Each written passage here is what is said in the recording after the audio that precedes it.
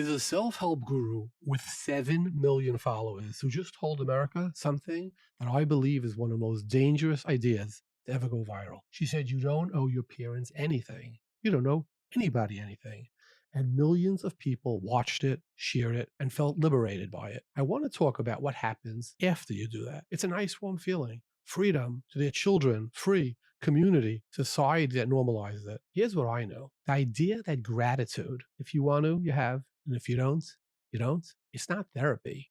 It's not healing. It's poison. And we are watching people drink it again and again and think it's medicine. Your mother carried you for 9 months. She went through labor, real physical, overwhelming pain, just to bring you into the world. Then diapers, sleepless nights, waiting at the bus stop, packing lunches, sitting at your bedside when you were sick, crying when you got a bad mark, then driving you to practice, to school, to doctor's appointments, to soccer. Do you know how many hours a parent invests in raising a kid to adulthood? Researchers have tried to calculate it. Their number runs into the tens of thousands of hours. Career sacrifices, social sacrifices, dreams deferred or abandoned entirely, just for you, and we're being told you owe them nothing. Let me ask you a question. If a stranger did 1/10 of that for you, would you owe them something? Would you say, I don't owe you anything? Of course not. So why, when it's the word parent, suddenly it erases the entire debt? What I'm about to show you is what this idea actually produces. Astonishing. Once you see it, you can't unsee it. Here's what nobody tells you out loud. Gratitude,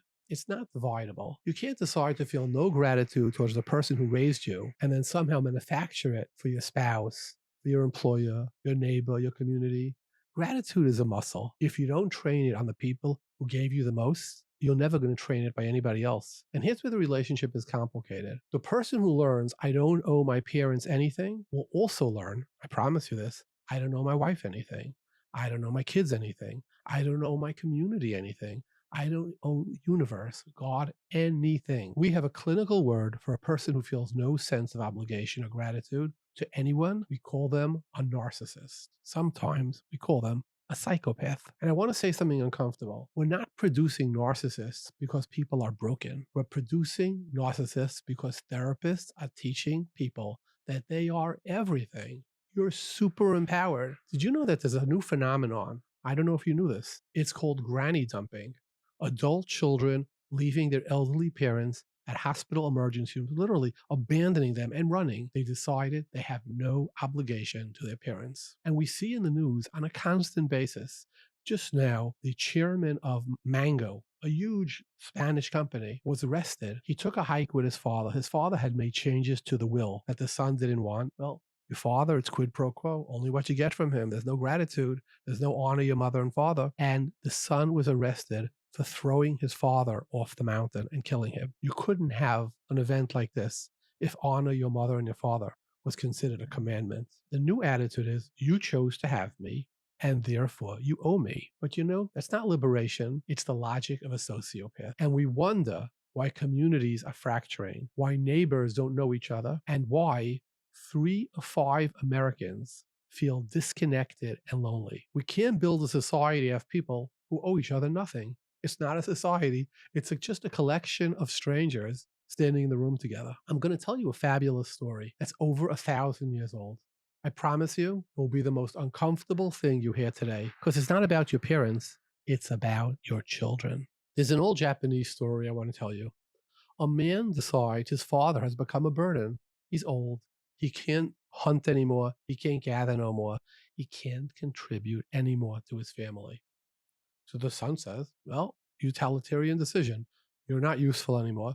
He puts his father in a wooden wagon and starts pushing him up a mountain towards a cliff. His young son watches him do it. Halfway up the mountain, the old man turns to his son and says quietly, let me out of the wagon. The son says, why? The old man says, because your son is watching and he's going to need this wagon for you. The son stood there in silence. He turned the wagon around. This story is thousands of years old, but the wisdom hasn't changed. I promise you, the way you treat your parents is the same way your children will treat you. The Bible said it first, honor your father and your mother so that when you get older, your children will honor you. It's not a threat. It's just a description of how reality works. Children don't follow your words, they follow your actions. And that's how civilization sustains itself, how the chain holds. The person who says, I owe my parents nothing, is signing his own death warrant. Your children are watching and they're taking notes too. This is important. I'm not naive. I know there are parents who cause real damage, parents who are cruel, absent, addicted, abusive. There are difficult parents. The pain is real. I'm not telling you, pretend that it isn't. But here's what I want to offer instead of Mel Robbins' advice. 3 things that could be that you had never heard before, but they're really important. First thought is this: change the way you look at your parents. 1, just because your parents didn't love you the way you wanted to be loved doesn't mean they didn't love you the best they could. They loved you the best they could. They're totally, completely different sentences. Confusing them causes pain. Most parents, not all, but most, are not withholding love. They're incapable of giving more than they have. There was a teenager whose father paid for school, paid for his bicycle, paid for his lessons, his soccer lessons, and his golf lessons, and ultimately for his car, but never once told his son, I love you. I'm proud of you. I'm so happy to be your father. Never once. And one time the son blew up at his father. And he said, you never told me you love me. You never told me you're proud of me. The father looked at him and was totally shocked. And the father responded. He said, my father never gave me a penny. We never knew where the rents were going to be paid from. I never got a bicycle. I never got a lesson paid for. I gave you everything I didn't get. That was his language of love. He loved you the best he knew how. That's number 1. Here's a second thing you may not know. You're looking at your parents all wrong.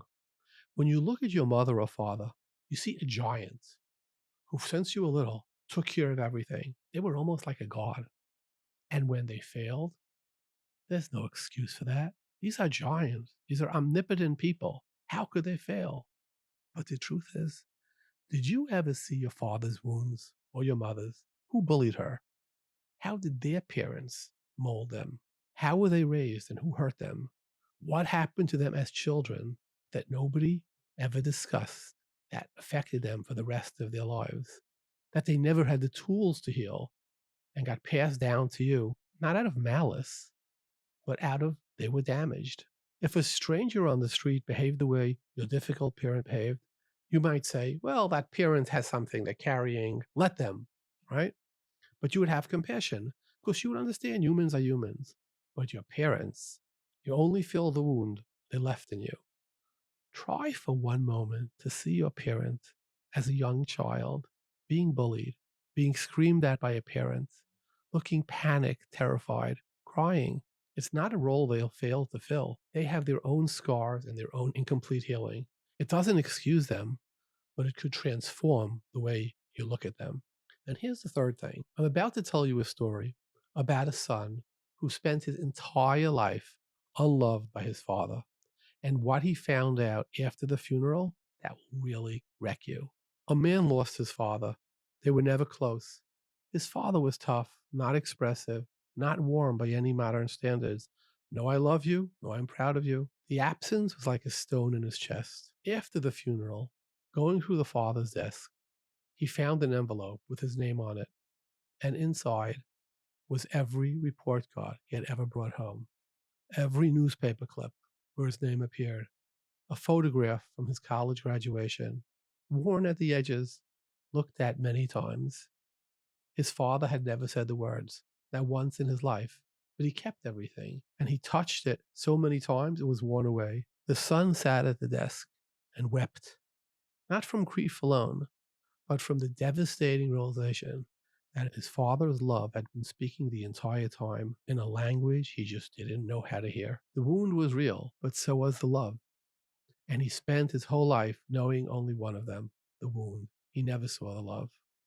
This may be the most important of all. Ask yourself about what you're passing on. Most of us who grow up in painful homes have quietly promised ourselves, I will not do to my children what was done to me. This is a holy promise. But the path to keeping it is not anger. It's not rage. It's understanding what happened so you can interrupt it. The person who cuts off the appearance in fury with no reckoning and no reflection does not become free. They become next link in the same broken chain, passing the same unexamined wound to the next generation in a different form. You're just carrying on all that dysfunction. Don't go anywhere. Everything I've said so far, the narcissism, the wagon, the draw, it all builds to one image. And when I give it to you, it's going to reframe every relationship you have. And here it is. I want to end with a story about trees. An architect from New York was visiting the Sierra Nevada. He came to the sequoias, the largest living things on Earth, size of 10 blue whales, trees 400 feet tall, 3,000 or 4,000 years old, predating the Roman Empire, predating Moses, surviving thousands of storms, droughts, hurricanes, wildfires. He was awestruck. He turned to his guide and said, "The root system for something that survived this long and so giant must go down to the center of the earth. I'd build office buildings. The higher they go, the deeper they have to go." The ranger shook his head. "The soil here is only 5 feet deep. Under that, you have the granite of the Sierra Nevada." The architect was baffled. He said, "That's physics. It's impossible. How do they do it?" The ranger responded, "They don't grow alone. Sequoias grow in groves. Their roots spread outward, not downward. They interlock their roots with every tree around them. Brothers, the whole grove holds each other up. When a storm comes, they lay off the stress and the pressure from one to the other, and that's why they survive. 5 feet of soil, thousands of years of storms, because they are connected. That's family. That's community. That's parents. That's what a society built on obligation and gratitude look like. Not chains, roots. Not burden, but strength. The reason you can stand in a storm is because you are locked in with the people who came before you and the people who will come after. And when somebody tells you to sever those roots, when someone tells you that you don't owe the grove anything, that you want to grow alone, that you stand alone, that lack of gratitude isn't wisdom. It's weakness and stupidity. They're telling you to uproot yourself in the middle of life's storms. We have 10 commandments. One of them is honor your father and your mother. It doesn't say if they deserve it. This ancient book says not if they were perfect, not if the relationship was easy. It just says honor them. Because the act of honoring is not just them. It's about who you become when you do it and who your children become when you do it. So Mel Robbins is not teaching liberation. She's teaching ourselves to become lonely islands. Islands cut off from their roots, surrounded by open water, they don't survive storms. So here is my advice. Look at your parents as human beings. Try to learn what they struggled with. People who probably did the best they could with everything broken inside of them. Love them for whatever love they managed to give you, even if it came out sideways, even if it was incomplete. And then be better. Not out of resentment, but out of gratitude. Gratitude that you were given the life and the tools that they may not have been given to close the loop that they left open. So if your father or your mother is alive, don't wait for the desk drawer. Tell them now how much you love them. A society without gratitude is not a free society. It's an unhinged one. And as the sequoias have been standing for thousands of years, you be a sequoia. Root yourself, lock in, hold the line.